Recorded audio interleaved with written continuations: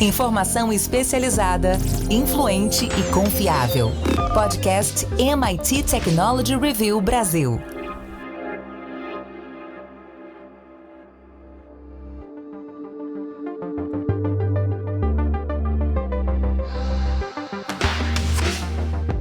Olá, eu sou André Miceli e esse é mais um podcast da MIT Technology Review Brasil.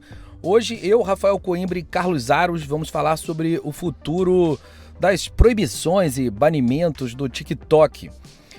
Como e o que realmente pode ser aplicado, dado que os políticos americanos têm examinado o aplicativo intensamente nesses últimos meses devido a preocupações com a espionagem chinesa. Vamos ver de que forma isso pode acontecer e como afeta as nossas vidas por aqui. Mas antes de começar, quero dizer que esse podcast é um oferecimento do SAIS, líder em Analytics, e também te convidar para entrar para a nossa comunidade lá em www.mittechreview.com.br/assine. Rafael Coimbra, meu amigo, a gente sabe que essa história de proíbe, libera, como proíbe e o que libera do TikTok já rola há muito tempo. Eu quero te pedir um panorama e o status atual. André, o que a gente tem visto mais recentemente é uma ofensiva mais forte por parte de autoridades governamentais lá na Europa, mas aqui a gente vai focar mais especificamente nos Estados Unidos, né? Os Estados Unidos, desde o governo mesmo, o governo federal, os parlamentares, senadores, deputados norte-americanos, eles vêm fazendo uma pressão para que o país faça algum tipo de banimento de tecnologias chinesas, especificamente no caso do TikTok, há uma pressão para que o aplicativo seja banido do país, inclusive alguns órgãos federais já proíbem que seus funcionários instalem o aplicativo nos dispositivos, né? Pode ser num tablet, num smartphone, e há também a pressão de alguns estados para que o aplicativo seja banido. E aconteceu isso no estado de Montana, nos Estados Unidos. A gente tem que lembrar que a legislação lá é diferente, né, aqui do Brasil. Os estados eles têm autonomia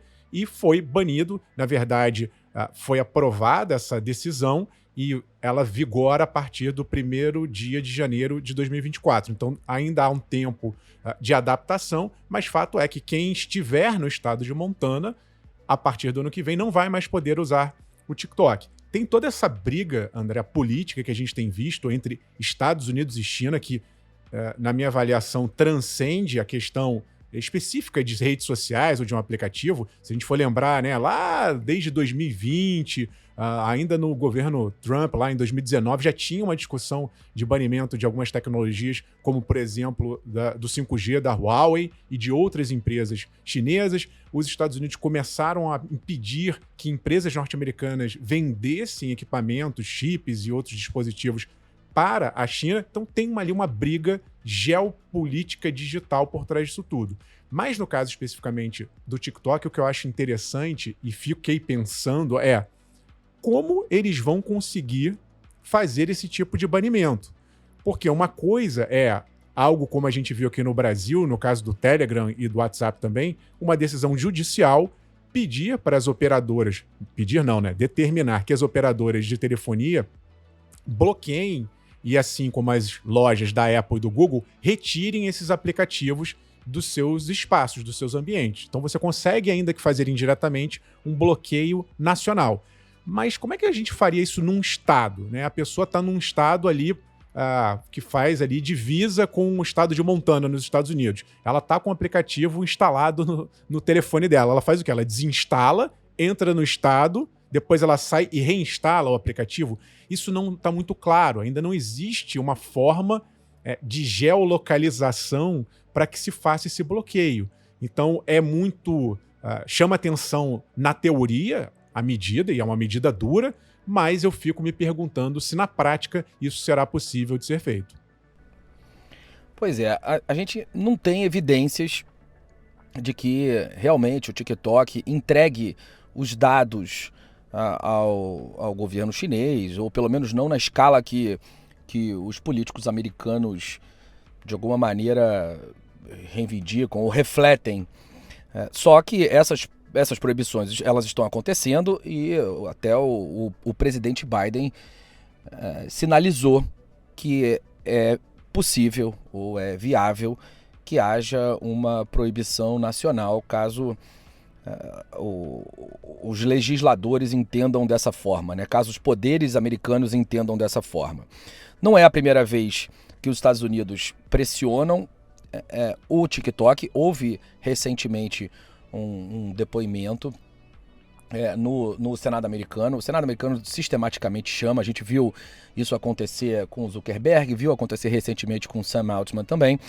O TikTok foi chamado e o governo tenta, de alguma maneira, entender ou tenta ter o compromisso do TikTok de que os dados não serão repassados ao governo chinês. Em 2020, o governo Trump tentou banir o aplicativo, mas esse banimento foi deixado de lado depois que um juiz determinou que não havia evidências suficientes para qualificar as ações como uma espionagem chinesa. Carlos Aros, quais devem ser os próximos passos dessa história? Vamos continuar nesse cabo de guerra ou uma definição deve ser tomada aí nos próximos meses? Eu acho que a gente continua nesse cabo de guerra porque o TikTok é só parte de uma discussão maior que envolve argumentos tão frágeis quanto esses que foram utilizados aí pelo Estado para proibir o aplicativo. A gente assistiu isso quando discutíamos a conversão da infraestrutura da rede móvel para o 5G, ou a atualização, e aí a gente ouviu o discurso de que as empresas chinesas, e aí vamos observar aqui que são grandes fornecedoras do mundo todo, não poderiam participar dessas licitações, isso aqui no Brasil, porque os chineses promovem, o governo chinês promove espionagem industrial por meio dessas empresas que atuam mundo afora. Daí também o TikTok sendo banido. E uma lista enorme de empresas chinesas que estão sob o olhar atento das autoridades norte-americanas, das autoridades europeias, sob as mesmas alegações. É verdade que a gente não pode afirmar de maneira categórica nem que sim, que há espionagem, que há transferência dos dados e repasse de informações, e muito menos que não. A gente não pode defender nenhuma tese e nem a outra. O que a gente pode defender é que essa queda de braço vai nos levar para uma situação, no mínimo, estranha. Como se nós dividíssemos o mundo em duas partes e tivéssemos de escolher qual lado a gente quer frequentar. Se a gente vai ficar com o lado dos fornecedores de tecnologia chineses, asiáticos, ou se nós vamos ficar com os fornecedores europeus, norte-americanos. Isso é muito complicado. A gente já discutiu isso sob outras perspectivas, mas quando a gente pensa nas redes sociais, e aí talvez mais do que a tecnologia de radiofrequência para distribuição do sinal 5G, o TikTok seja o exemplo perfeito do impacto direto na vida das pessoas. Porque a antena tá ali, né? A torre tá ali, você não tá percebendo aquilo como algo efetivo na sua vida. Mas quando você bloqueia um aplicativo, essa coisa muda de figura. O Rafa deu um exemplo simples, né? O cara que tá fora do estado, mas numa cidade ao lado, e aí ele pula, entra pro estado, o que ele faz e etc. Mas se a gente for olhar única e exclusivamente pela perspectiva do TikTok, o que de diferente dentro das alegações que foram apresentadas para essa proibição, o que diferente o TikTok fez que o Instagram não fez anteriormente, ou que o Facebook não tenha feito anteriormente, ou que qualquer outra plataforma não tenha feito? Ou seja, é uma cortina de fumaça, é um pano de fundo para que essa tensão se mantenha. Ela prejudica os usuários, prejudica as marcas que operam por meio dessa plataforma e usam a rede social para chegar nos consumidores, e também não atende à finalidade de fazer com que, do ponto de vista geopolítico, os Estados Unidos saiam vencedores dessa disputa. Ou seja, é um tiro na água, não resolve absolutamente nada, a menos que nós estejamos no limiar de proibições maiores. E aí sim, essa linha que eu menciono vai ser definidora de uma série de questões. Mas eu não sei se o mundo tão conectado da maneira como está preparado para uma cisão tão grande. Rafa, esse ponto que o Aros colocou é realmente um ponto bastante sensível. O quanto nós estamos diante de proibições mais amplas, proibições maiores. Tem aí um xadrez nessa história. A gente sabe que existem aplicativos e soluções americanas proibidas em determinadas partes do mundo. A gente está falando aqui mais Estados Unidos versus China, mas a gente sabe que isso acontece em diversos outros lugares. E de uma maneira geral, o Ocidente é mais permissivo em relação ao uso das tecnologias que estão disponíveis no mundo, especialmente quando a gente fala só de software. Quando a gente fala de hardware, aí tem uma questão de aquisições dos governos que inevitavelmente acabam priorizando acordos que já são construídos, são priorizados os países com os quais o Ocidente já tem uma relação comercial melhor, muito embora evidentemente exista uma interdependência comercial Estados Unidos e China, que os dois lados reconhecem e de alguma maneira tentam talvez minimizar a importância, até por um argumento de negociação, por uma questão de influência nessas outras relações, e aí a gente fala mais de questões institucionais entre os países. Como você vê, Rafa, esse movimento de proibições de tecnologias entre esses dois grandes blocos, ou entre os diversos blocos que vão se configurando no mundo, e a evolução da própria tecnologia? Porque o que a gente discute hoje com o TikTok, sem dúvida nenhuma, amanhã vai virar pauta quando a gente vai falando de inteligência artificial. Você imagina esses bloqueios acontecendo em maior escala? André, podem até acontecer, e eu vejo isso como um jogo de perde-perde. Se a gente for parar para pensar, no caso da China, isso já existe e há um bom tempo, né? A China não tem os aplicativos que nós usamos aqui no Ocidente. Ela tem os paralelos. Ela tem o WeChat, ela tem o Weibo, ela tem Baidu.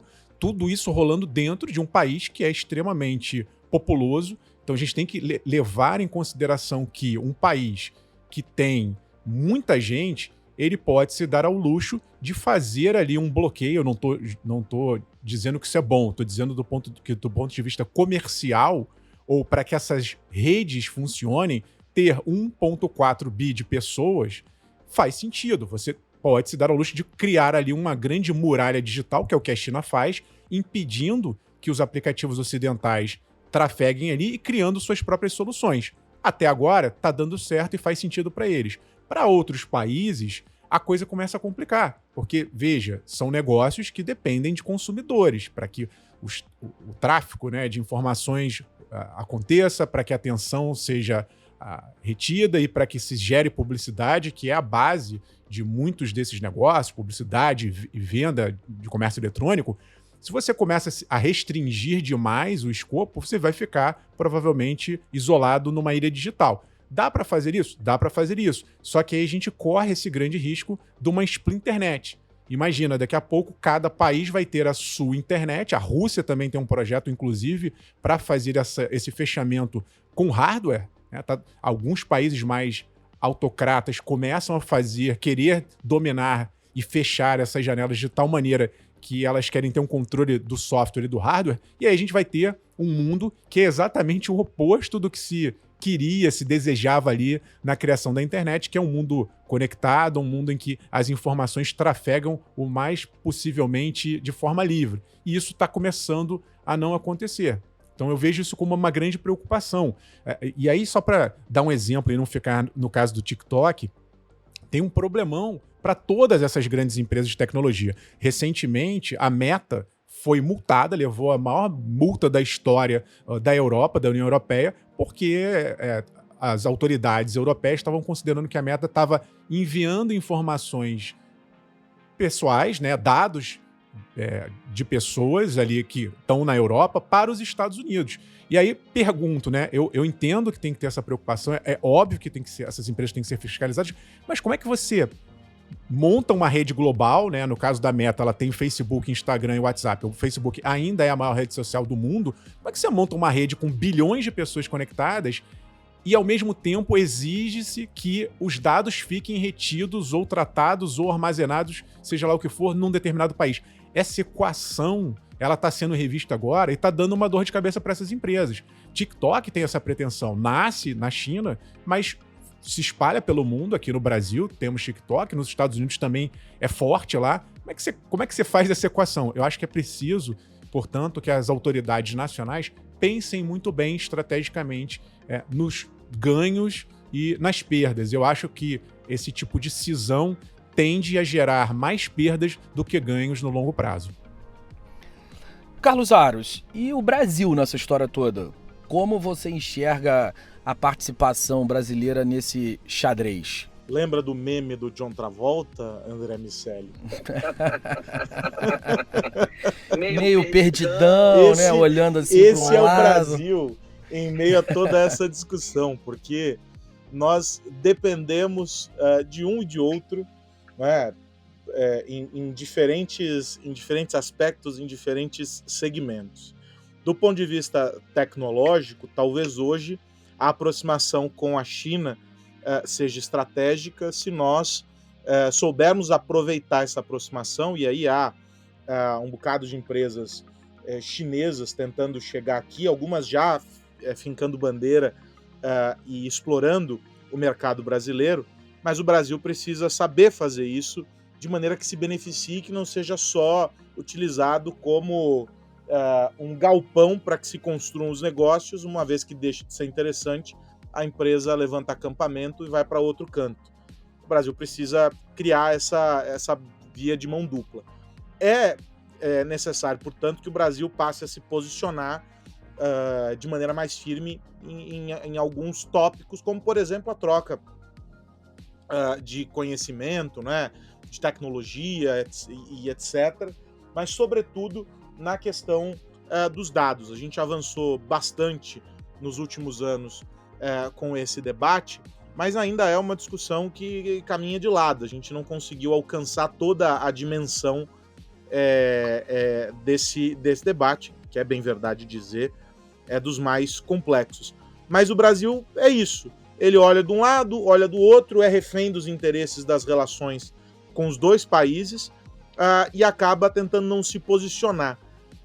Mal comparando, é um pouco da discussão entre Rússia e Ucrânia, e o Brasil tentando pregar a paz mundial ali, onde sabe-se não haverá uma saída pacífica, e que envolve muitas nações com interesses também conflitantes dentro desse processo. Então, nesse caso, o Brasil tem que ficar quietinho e esperar para ver o que vai acontecer enquanto protege o seu cercado.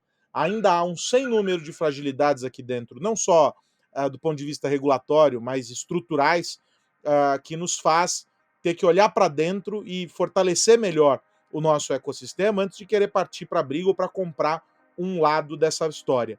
Para o Brasil, escolher qualquer um dos dois lados é perder muito na outra ponta. Então, é importante que a gente, por enquanto, só observe atentamente, como quem vê uma partida de tênis, a bolinha pulando de um lado para o outro da quadra, e não faz nada além de silenciosamente vibrar pelos pontos daquele que, por hora, é o vencedor que nos interessa. Pois é, não tem muito o que fazer na questão brasileira, justamente por essa questão de depender dos dois lados, e à medida que esse assunto escale, se isso deixar de ser só uma questão tecnológica, que de alguma maneira está associada a segredos e informações de cada país, e se torne uma questão diplomática mais ampla, a gente vai ter que tomar algumas posições. No geral, a gente segue um modelo que é muito mais europeu e americano, tanto no uso da tecnologia quanto na interpretação de uso de dados, por exemplo, de privacidade, como o que acontece na nossa relação com a GDPR, mas o Brasil tem na China um parceiro comercial fundamental. Então, realmente, essa é uma questão que vai ser difícil resolver se chegar nesse impasse. Eu estou com vocês dois, espero que essa cisão não aconteça, pelo menos não nessa proporção que se anuncie, mas que a gente consiga ali equilibrar esses pratinhos. O que mais você precisa saber? Rafa Coimbra, virando a chave, me conta no que você vai ficar de olho essa semana.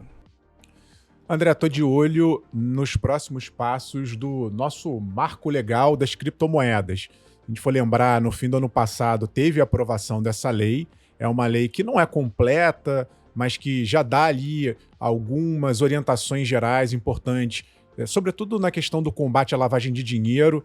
Quando a gente fala aí de mundo cripto, tem, óbvio, o uso bom da tecnologia, mas a gente viu também muitos golpes, muitos sequestros de dados, né, os ransomwares, em que se pedia ali um resgate por meio de criptomoedas.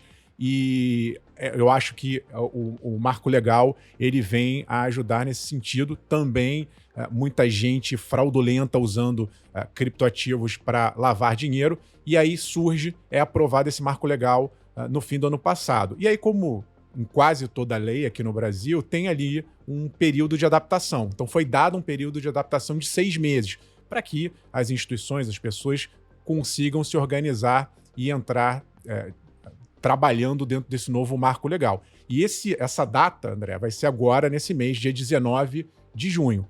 O que acontece é o seguinte, tem um problema adicional, né? Não basta ter muitas vezes a lei, porque a lei ela tem alguns princípios que são meio genéricos e, por exemplo, a gente não sabe ainda quem é a autoridade que vai tomar conta, quem vai tomar conta da lojinha. Tem ali, olha, tem que fazer isso, não pode fazer aquilo, mas quem vai mandar?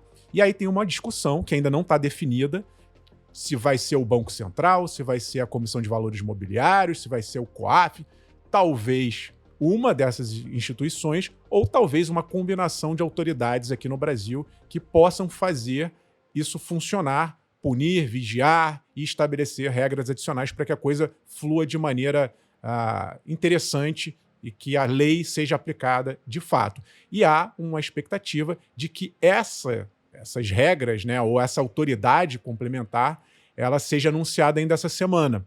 Tem um evento importante de criptoativos que vai acontecer e estão na expectativa, o pessoal, talvez, quem sabe, o presidente da República valide, né, anuncie essa autoridade durante esse evento. Então, estou na expectativa aí para saber quem vai tomar conta da casinha, no caso das criptomoedas. E você, Carlos Aros, está na expectativa de quê?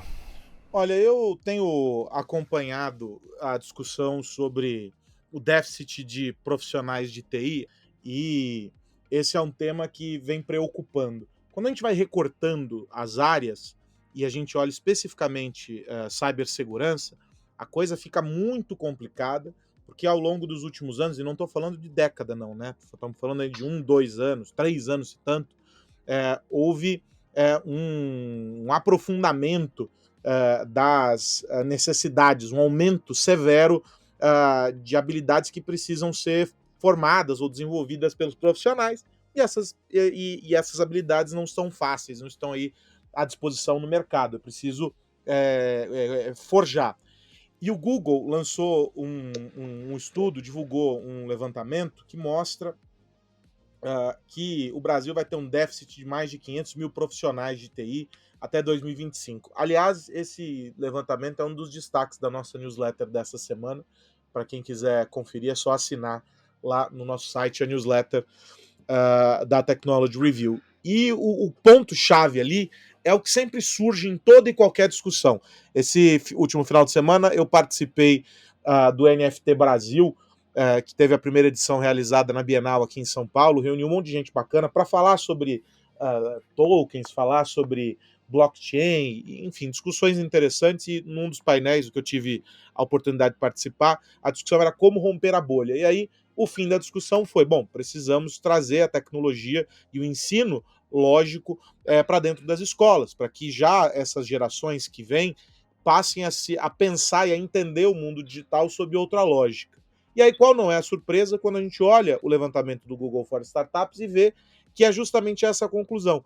Há uma defasagem no ensino, os profissionais, os estudantes chegam até a graduação, quando chegam, em condições péssimas, com um conhecimento raso naquilo que é básico. E a tecnologia, evidentemente, escapa, junto da matemática, junto de um sem número de fatores. Segurança da informação não é o único setor, embora seja um dos mais importantes, mas quando a gente olha a TI de maneira geral, e a gente faz o recorte só para as startups, que é o caso dessa pesquisa, a coisa é muito grave. E aí, evidentemente, esse não é um esforço que as empresas sozinhas poderão fazer, justamente porque isso vem sendo tentado há pelo menos uma década, talvez mais, é, portanto, uma questão sistêmica. É preciso olhar a formação das pessoas lá na base da escola, até que se chegue à universidade.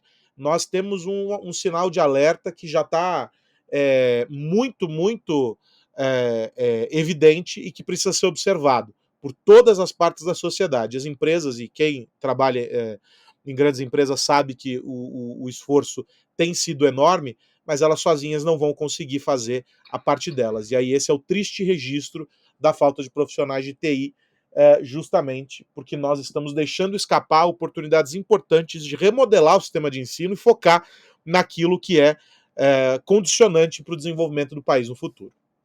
Meus amigos, antes da gente ir, eu quero lembrar que esse podcast é um oferecimento do SAIS. Carlos Aros, até semana que vem. Um grande abraço, André Miceli, Rafael Coimbra e você que nos ouve. Até a semana que vem. Rafael Coimbra, grande abraço, meu amigo. Abraço, André, todo mundo que está nos ouvindo. Aros falou aí da nossa newsletter, também temos conteúdo em todas as plataformas e daqui a pouco, em breve, no TikTok também. Falamos hoje de TikTok e a gente estará lá daqui a pouco. Um abraço, até semana que vem. Antes que ele seja banido. Semana que vem tem mais podcast da MIT Technology Review Brasil para a gente falar sobre tecnologia, negócios e sociedade. Um grande abraço para todo mundo. Tchau, tchau. Você ouviu o podcast MIT Technology Review Brasil, apresentado por Tech Institute.